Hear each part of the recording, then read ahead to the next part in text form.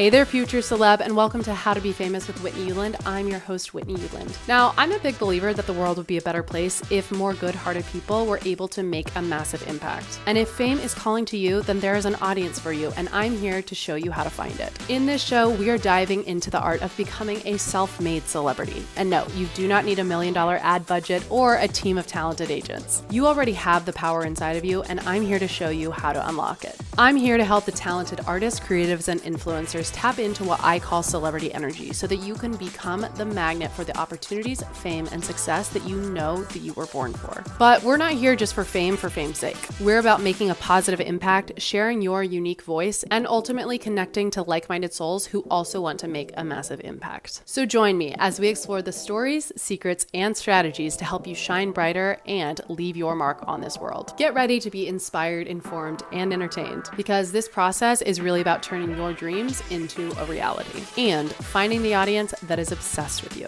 Don't forget to hit the subscribe button, and together we will embark on the journey where I show you how to be famous. Hello, future celeb, and welcome to How to Be Famous with Whitney Uland. I'm your host, Whitney Uland, and I am so excited about today's episode. I have a very special guest for you, the one and only Madi B Webb. Welcome to the podcast, Madi. Thank you so much for being here. Thank you for having me 40 minutes late.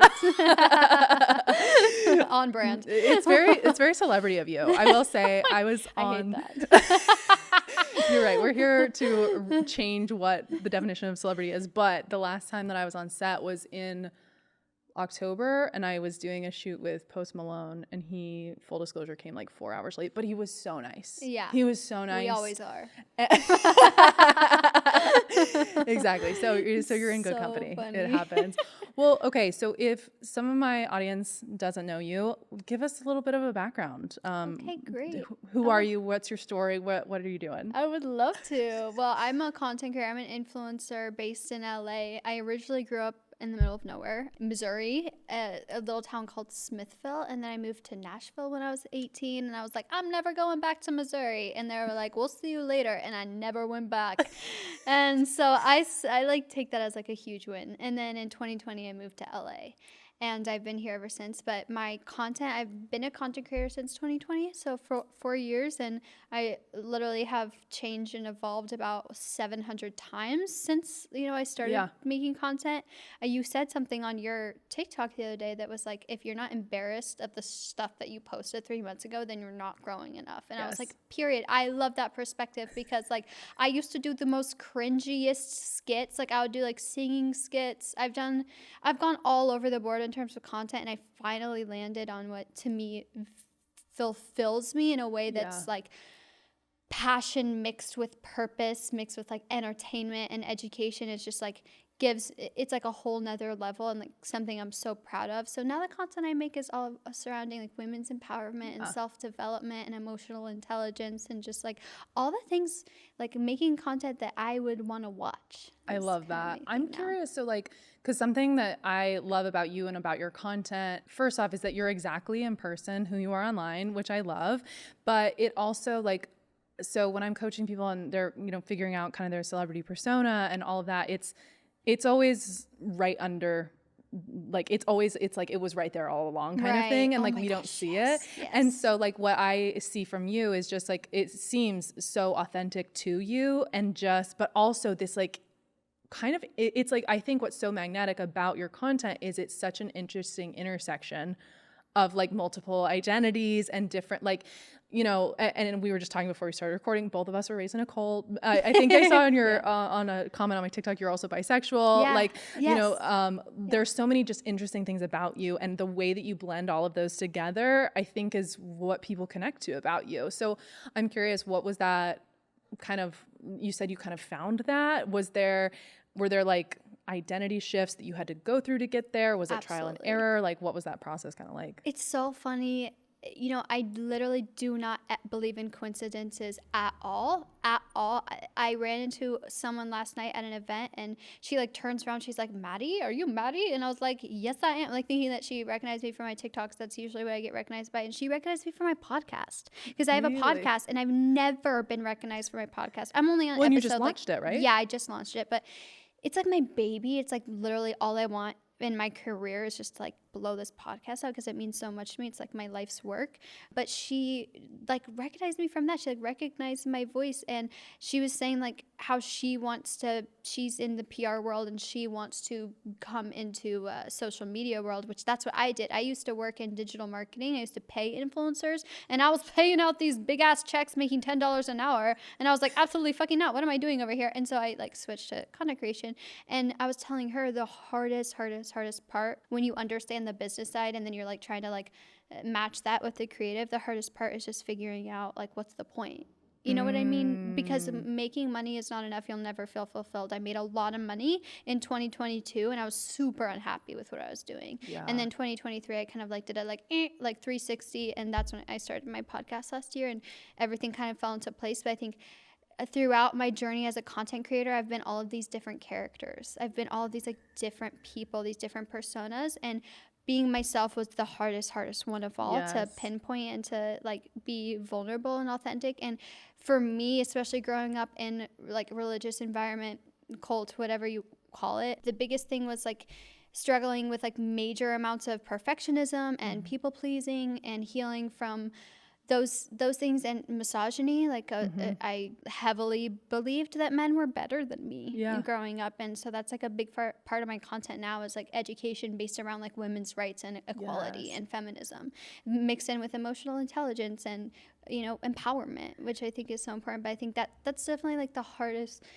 part about figuring out yourself, because it was, I guess, like under my nose the whole entire time. But as I developed as a person, my authenticity on screen developed with me. 100%. I love that. And I think that's really, you know, when we grow up, especially religious, or even just in our, you know, this country is based on religion, it's based on, you know, patriarchy, is based on capitalism, it's based on like whiteness, straightness, you know. And so if you don't fit into any of those identity, all of them, right? If you have any sort of marginalized identity, then you're going to inherently believe that your voice is not as valuable, right? And so like not feel as confident just saying authentically like who you really are. And so that's why like I'm so passionate about my work, and I think you're such a beautiful example of this, where it's like the work to get to, like, people always say like, oh, influencers are so self-centered. People say that actors are self-centered, you know, you must be obsessed with yourself, you must be a narcissist, whatever. And it's like, do you know how much work it took of self-healing to get to the point that I thought my voice mattered? Yeah, absolutely. Like, oh my God. That's, and it's like in that way, I believe creating fame it's a spiritual practice, like, and it is this amazing journey. So let's get in though to the coaching. So I want to coach you. I'm curious where you're going next. Where is Madi B Webb headed next? Yeah. And we're going to start there. I'm going to just pull out my little notebook in case I need to take notes. Totally. I feel like lately I've stumbled across, but like started to do content that I'm really proud of, that kind of marries a lot of my different interests. So I make like get ready with me videos, but while I'm getting ready, I'm kind of like talking about a certain topic. So like today I made one about gossiping and how gossiping is good for women and all like the benefits of gossiping and why historically gossiping has been like deemed as bad, even though it's like a very normal human function and one that we have used to survive like generationally. And so I'll like talk about topics like that, or like today I posted one about having boundaries, and like I'll talk about topics like, well, I'm doing my glam and makeup, and like I'll add my humor because I'm known for comedy as well on social media. All of that right now, all my content, what I'm really working on is having the purpose behind it be really, really clear. I want to make empowerment and self-development and personal development cool. Like almost like the Alex Earl of like the wholesome Alex Earl who wants to help you become a better version of yourself. Obsessed. That's what I want. Like where are the girls in like the like A-list? Where are the A-listers who are really doing things like that? Yes. Who are also working with all these amazing brands. Like there's all these brands that I love to work with. Like I just signed a big deal with Grande Cosmetics, who I love, and they're female founded, and they're also a part of the Everybody campaign that a lot of beauty companies are involved in right now to support pro-choice for women. And I just think, you know, there's like a space for that right now. And so that's really my overarching goal. And my podcast is all enveloping women's empowerment and self-development. So like my goal behind all my content right now is kind of just to get that really well-rounded and for everything to flow super seamlessly. I love this. So tell me this, like when you say kind of that like A-list version, like in terms of like self-empowerment, self-development, like all of these things, what is that metric for you that would define? Because like you're already doing that in your content, right? Mm-hmm. But you're already like, you have a great following, you're working with great brand deals. Like what is the, like that next identity in terms of like, is there a certain, I don't know. Like I know some people are like, I want to leverage that into a book, or I want to get on a television, or is there something that's like different? Oh, or pivot? I definitely want, in terms of like physical goals, like I definitely want to get to the point where I'm having a sold out podcasting tour. I want to speak on TED Talks. I want to, in 2022, I traveled across the world multiple times to speak on panels in like tech conferences about business, influencers in business and like being an influencer in that world. And because I understand the business side of things, but I would love to do that on a more like emotional intelligence scale. And eventually I want to do music. I write a lot of music. I don't post about it now because I think you really need to define yourself carefully on social media, because otherwise it gets like a little too sticky. So I'm doing that a little bit more strategically. But where I see myself right now is that I built this like amazing community of women, and it's continuing to grow every day, which it's crazy. Like I'm averaging a growth of 1,000 followers on Instagram a day right now, which is That's like amazing. Like I was stuck under 100K for 3 years of my social media career, and now I'm like, it's amazing. And that just shows you that I'm in alignment, like, because when you're in alignment, it just clicks, it just makes sense. Yes. And so for me, it's like I want to be at 3 million on Instagram. Okay. I want to be at 10 million, like in terms of like metrics wise. If we're talking numbers, like I don't want to post a video that doesn't get 1 million views every single time.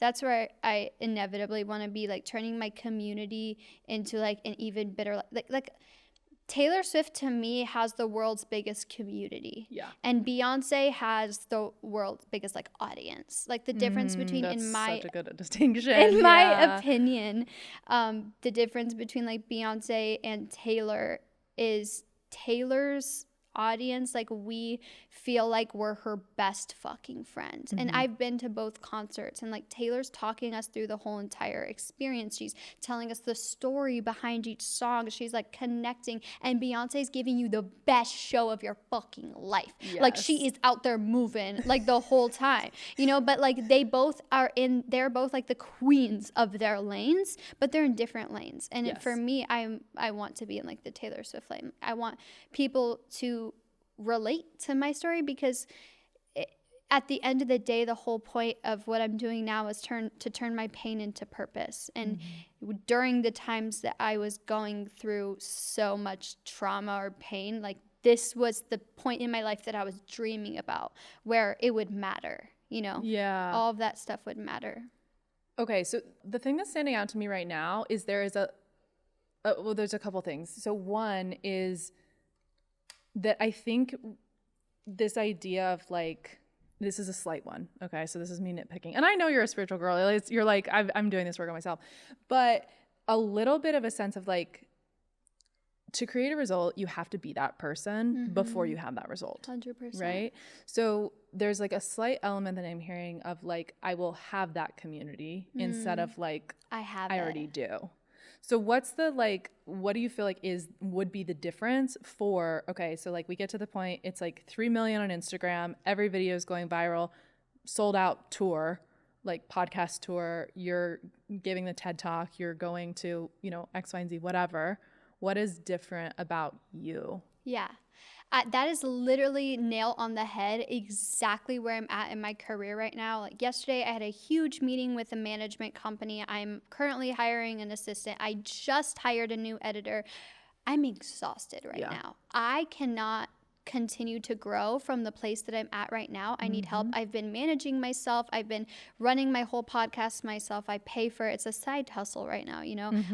I post on all my own social platforms. I'm posting 35 times a day. What? Because I post 20 Snapchat stories a day. I post on all 4 of my Madi B Webb platforms every single day, plus my podcast platforms, plus Instagram stories. Like, I am doing the most. Yeah.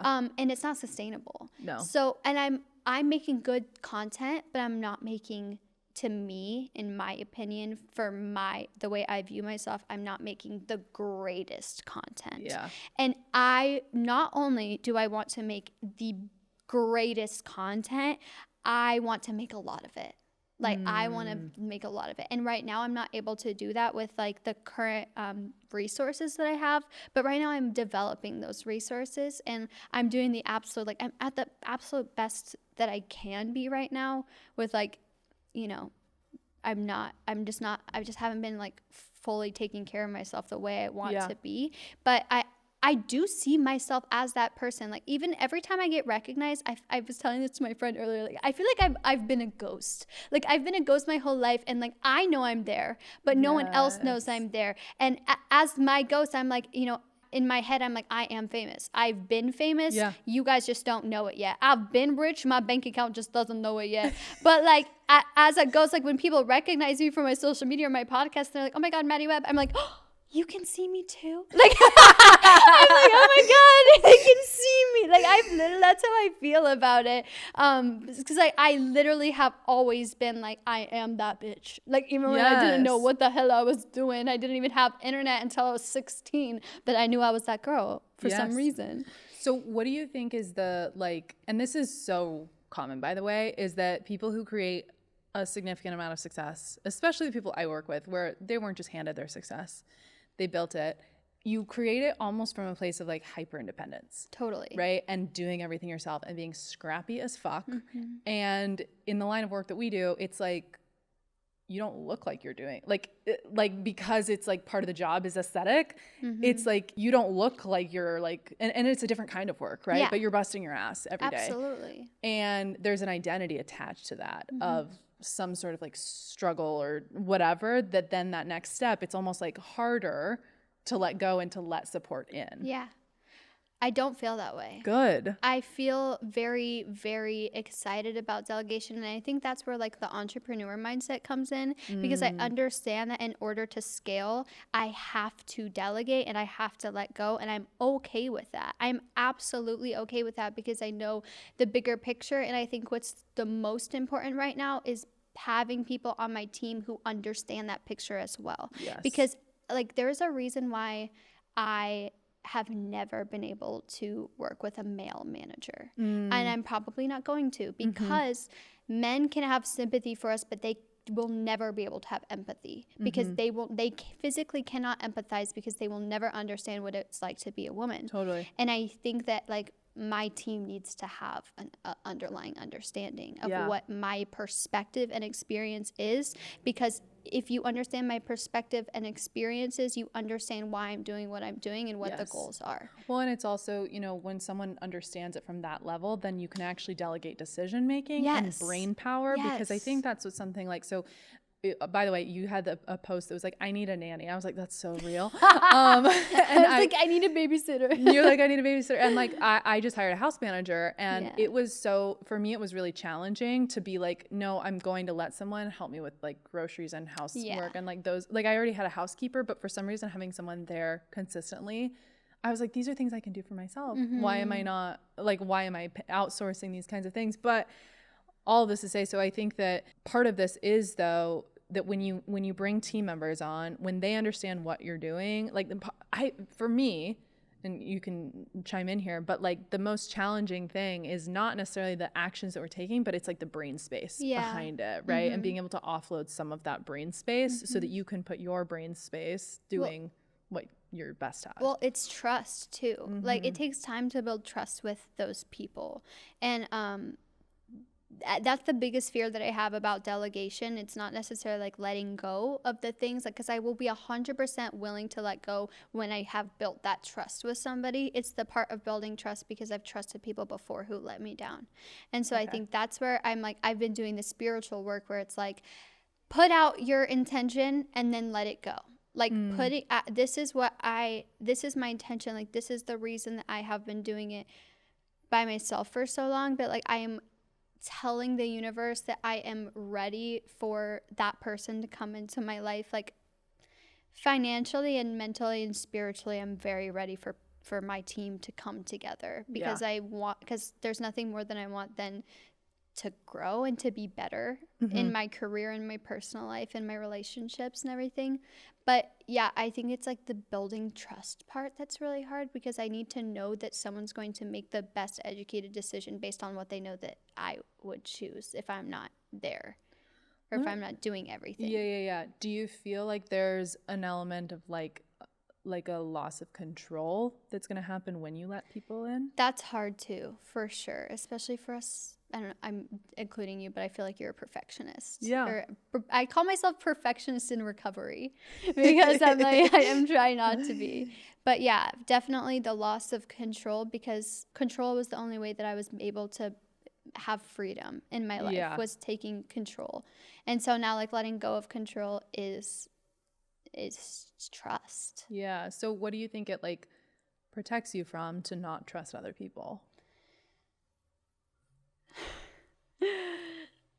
So much. I think it, like, my career is my baby. Like, my content is my baby. I've built this energy around the things that I do, and I've poured my heart and soul into it, that I want it to like live on and continue to develop and grow in those ways. And you know, I was gonna say too, like, part of delegation and finding the right team members and letting go of control and trusting someone to like be a part of it is, to me, it's really important to meet somebody who's smarter than me and who knows more than me, because in that way, then I will feel like, that's when I feel like I'll be able to trust the most, is when I feel like a lot of times in my life, I end up being the educator, and what I like really crave is to be educated and like someone who has more experiences than me, someone who's like has been maybe in the industry for longer than I have been, who has like similar, you know, has healed from similar things, maybe even too.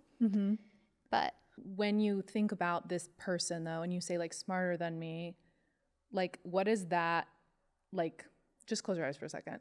What is that like if when you're picturing this person that you're bringing in and that's going to manage your team or manage you, like your business, what are you like, what is the feeling that comes up? Immediately, I feel safety. Okay. Like, I feel like an energy of safety. And I'm like 4 years deep into deconstructing my patriarchy, the patriarchy in me, and internalized misogyny, and learning about feminism. So like somebody who has more experience and like more time that they've spent in learning about those things too, that can teach me things about that. But the feeling that I had immediately when you said that was safety. Yeah. And knowledge is power. Knowledge is safety to me. Totally. So again, this is very subtle, and this is what I love about coaching people that are like so self-aware, is like it is nuance. It's not like, you know, coaching 101 is like fear or love, right? It's like make a decision based on love, like obviously, right? But then when we get into these like more granular decisions, it's super subtle. But what I want you to notice is like when you have this idea of this person in their safety, it still is a little bit of you abdicating your power and thinking that someone else will like swoop in and fix. So maybe it's like a mistrust within myself, and I'm looking for someone else to like build that in me. That it has been the biggest, that's so true, because that's been the biggest hurdle with me even making self-development content, is like that voice in my head was like, who are you? Like, you didn't even know what therapy was 3 years ago, girl. Like, please, you know, that's what comes to my head sometimes. Or like feminism, like I have like moments of my childhood that are like very hard to think about, because I was like I used to say words like meninism, because like that was genuinely my belief system growing up, which is crazy. Scary. You've come so far. Yeah. So far. Well, and I will say, you know, I mean, having come from a religious background, it is a lot about deconstructing the parts that are hurtful and then also leaning on the truth. And I think something that could be helpful just to start looking at, instead of being like, this was a start that 3 years ago, I started therapy, I started deconstruction of feminism, or patriarchy, all of that. It's like, no, you just got more information, but like having religion does actually give you, like in your life, it gave you spirituality. Totally. Right. And totally. so, and those parts can never be taken away from you. Like that's the thing about cults and, you know, coercive religions, mind control, all of that, is that the reason it works is the same as how like a love bombing relationship works. It's because there is some good there. So then they can like show up and with the bad, and you're like, wait, what? Right. It's the same thing with religion, where, so you do have all of those things. You have all those things inside of you. What I see for you is like that, like, yes, you are 100%. I'm not saying you should do this yourself, but I think we just want to be really careful about the way that you're looking at it in terms of like, you've created everything in your life. Your life looks nothing like the way that it quote unquote should have when you were growing up. Yeah. And no one taught you how to do that. So where, and you can decide for yourself, but like, where did that come from? Like to you, is that you? Is that source? Is that like your gut? Like how do you define what got you here? My higher self. Yeah. My higher self has been with me every step of the way. For some reason, I just always knew about myself that I was meant to do bigger things than I had seen in my life. I just thought, I was like, oh, I'm going to be the biggest Christian singer in the world. Like, like it just has changed. It's like, no matter what the vertical, you're like, I'll be at the top of it. Yeah, exactly. But that's such a good point. I'm so grateful for that. I just made a post this morning about like, I'm so grateful for times where I find out areas of me that are no longer healed, because that's when you get to put in the work. That's 100%. What triggers are. Triggers are pointing out areas of yourself that aren't yet healed. Yes. And you can focus on those areas, because clearly like there's still that area of me that's like, you're not good enough yet. Yeah. Well, and I'm curious, like, let's imagine, I think this is also what's fascinating, is like, we think about like Beyonce, right? Or if for some reason Beyonce's easier, I think because she is that like more powerhouse persona, where even though both of them have huge teams, right? But with Beyonce, it's like, we think about like, oh, she has all this support, but at the end of the day, she's the one calling the fucking shots. Totally. Right. And so I think that's where, like, just as you're finding this management, like where I want your brain to go to is that higher self version of you, where it's like that person is like, at the end of the day, of course they're a collaborator. Of course you want someone who's creatively attuned with you, who's inspiring to you, who's done the work, all of those things. And they're replaceable and you're not. Yeah. Wow. Love that. Yeah. I love that. So what would that, like, if that were the case, like let's fast forward to this version of you, 3 million on TikTok, sold out tour, like you're getting a book deal, like all of the things. What is that relationship to your business manager? I love how you just like spun it in my mind, because immediately that felt like way more aligned than the way that I was viewing it before. The relationship would look like mutual respect with an underlying tone of who's the boss, and it's me being able to say yes or no at the end of the day. Yes. Because no one wants a career like Elvis, not up in here. Like, no one wants a colonel, whatever his name was, in their life. And, like, that's what we're kind of, like, protecting from. You know what I mean? Yes. Yeah. 100%. And, I think that's like, the epitome of empowerment, too. Yes. What you just said. Yes. That is, like, an empowering mindset, because it's like, yes, I want to work with someone who, like, we have so much respect for each other. I like, you know, they add so much value to my team, but at the end of the day, it's my career and they're here because of me, because of what I've done. Yes. Yeah. Yeah. And I think it's also like, just for anyone listening, it's like, and I know that this is not how you're thinking of it, it can be easy. That way of looking at it is what I think is the most empowering and the most helpful. But the way that it gets twisted is, oh, she wants to be the diva who tells everyone what to do and I'm in charge or whatever. Yeah. And it's like, that's not actually true, because there literally are people in the world there's this great book. They break it up into a visionary and an integrator. And there are people who are visionaries. That's you, right? That's me. And then there are integrators whose like actual purpose is to take someone's vision and then be like, let's go. Yeah. Right. But you kind of have to start. And so it's not like a superiority, I'm better, whatever. It's just like, this is my role. This is their role. And this is how we like make that magic happen. Well, that's why I said mutual respect too, because like that's so important. And I posted a podcast. It's called "Is Self-Love Selfish?" and it kind of breaks down the difference between self-love and selfish and the intention behind both actions. Selfish people, they don't really care if there are negative effects for the people that are around them as long as they get their way. People who have self-love are the most generous people, because when they're the things that they give are coming from such a generous point in themselves. They're not giving out of I feel like I have to, or I'm giving because I want something out of this.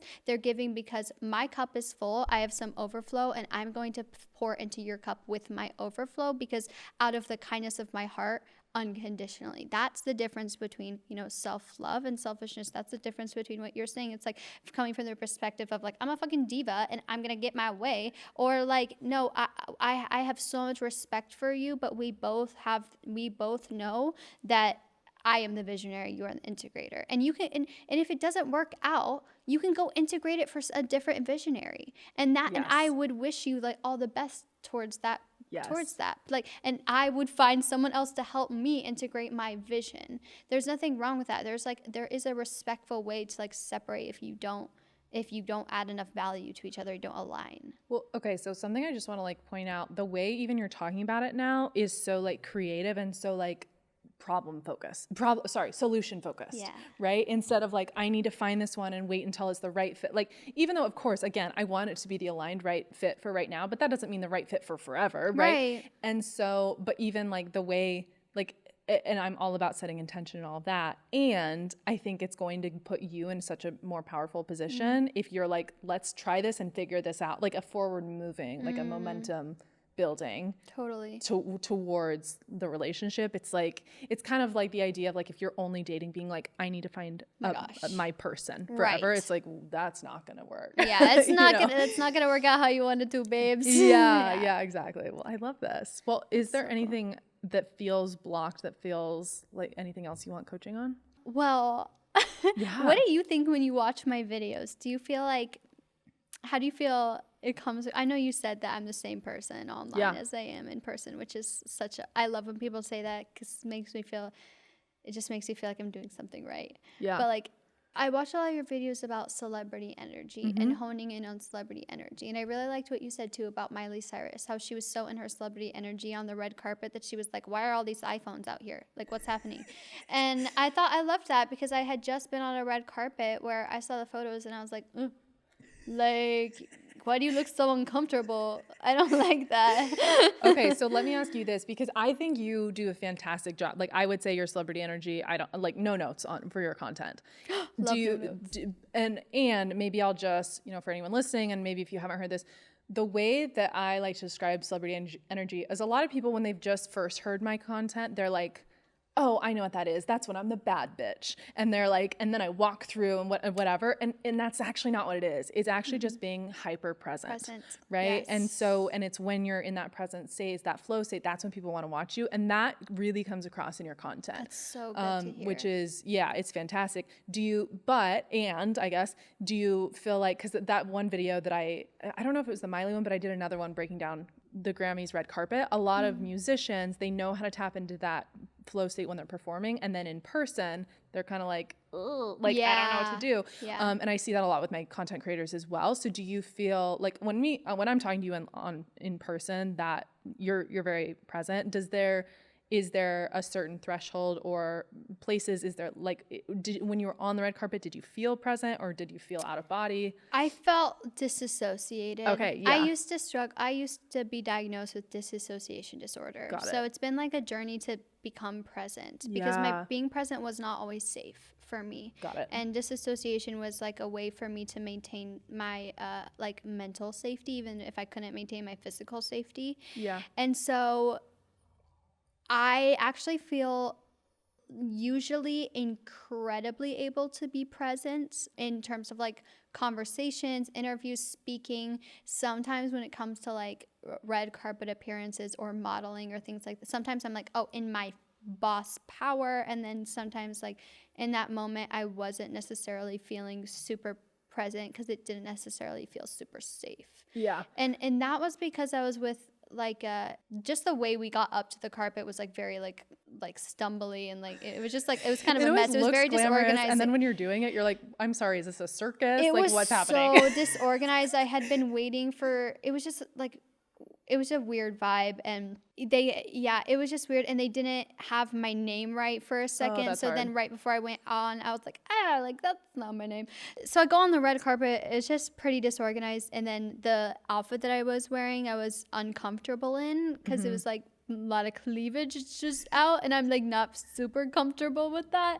So I think it was just like a mix of different things, but usually in person I feel even more present than sometimes I can get on camera. I feel like watching your content has helped me be a lot more present when it comes to filming, and I've even started like when I do my longer get ready with me videos, I usually have either a script or bullet points to the side that keeps me on track and helps me stay really present, because I'm not like ADHD. I'm like, oh, and this happened, and like suddenly we don't even know what the point is. So yeah, I feel like that's helped a lot. But okay, so what I would say is like the best news is like when you know what it feels like to be in that state. Yes. And then you don't. So now it's just a matter of like, how do I like pull that into this other thing? So a couple of things similar to how it supports you to get in the present state, to have bullet points. It's also just going to support you to be like, anytime I'm doing a red carpet, I love my outfit.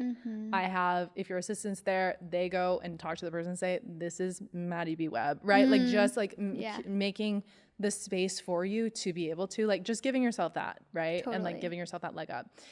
And let's look at, was there anything that made you, because my guess is when you're filming, if you're going somewhere, you're not normally picking outfits that you're not super comfortable in. Yeah. And I'm wondering if there was some version of like, this is a red carpet, that like, almost like from the when we put things on a pedestal, we almost inadvertently set ourselves up to fail because we're like, I need to be the shiny Madi. Totally. And that's exactly what happened, which goes back to what I was saying earlier, which I'm just like kind of in the stage of my career and life where I'm doing like 15 jobs at the same time. Yeah. And that day I actually like right before the carpet, I passed out on the ground, like literally like on a pile of my clothes for like, I don't even know how long, 45 minutes to an hour. And then like I woke up to my photographer was there to shoot my outfit before I left, and she was like banging on the door. I like didn't even have an outfit. So then I was like I was super disoriented, throwing on an outfit, wearing like old makeup. There's like a whole bunch of different added factors to it, I think. So, and all of that though, we're again just wanted to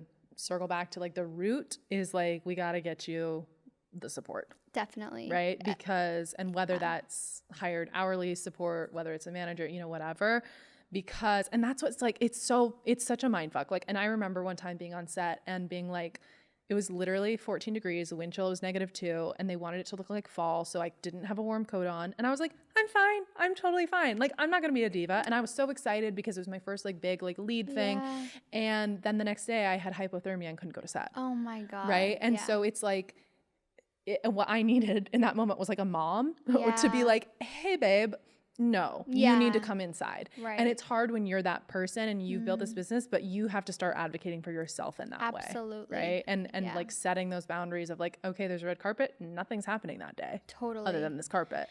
That's such a good point. Because I definitely like, I have ADHD, and one of the like side effects of ADHD is not having any sense of time at all. Like my time, like time blindness. Time. Yeah. Like, so I'm like, oh, if I just have like 3 events in the morning on the day of a red carpet, then I'll already have my makeup on, and then I'll just have to do my hair, and then I'll like throw it on an outfit, and then I'll have my photographer come over, and then I'll have it just never works out the way you plan it in your head. I think even that was a really good point. Someone to be like, if you have a red carpet, you're not doing shit that's day. Your job, girl. That's your day. And that's the thing that's, I think, again, just going back to, it takes a level of trust and a level of self-concept to move from doing all of the things, and then it's like, Beyonce's not doing Yeah. She's not writing songs Yeah. and recording them and performing at night. Yeah. Right. And so part of this, again, is going to be thinking about that future version of you who has the book tour and setting those boundaries now.